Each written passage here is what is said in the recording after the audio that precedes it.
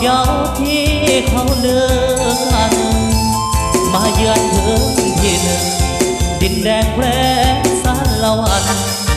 อายอยู่นครเวียงจันทร์คิดอยากผูกพันกับน้องแก้วตา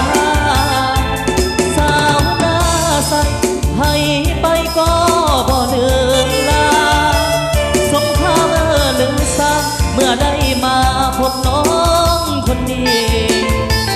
ลูกหลานองค์แก้วสมแล้วที่เป็นสตรี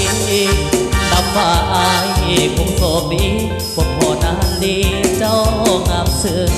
ไทยหน้าใสเขตใต้แดนสาละวันอยากได้จอมควันมาอยู่เวียงจันทร์สร้างฟ้านาไกลสินค้าขายส่งมาเข้าอ่อนนั้นมาจากใจสมคำสาเรือไปไกลมาเข้าหน้าใสเธอใจแท้เดีขึ้นรถเมล์จากลาน้องสาวหน้าใสพอหากเพียงกายแต่หัวใจฝากไว้กับนาคุณโซโยส่งคงได้สมปรารถนามาอยู่เป็นคู่สีวะไอ้ปรารถนาน้องสาวนาใส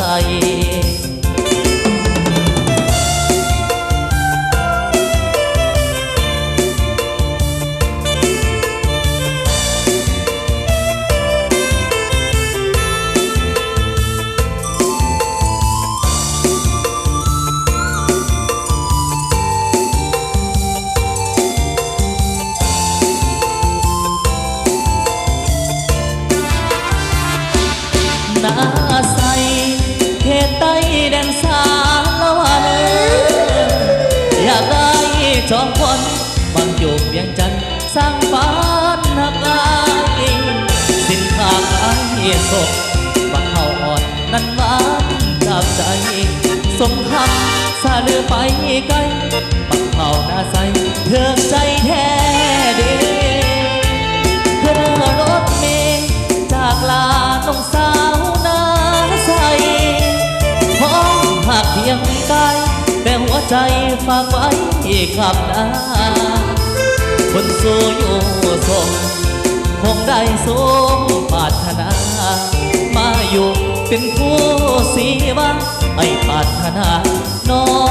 งสาวนาใส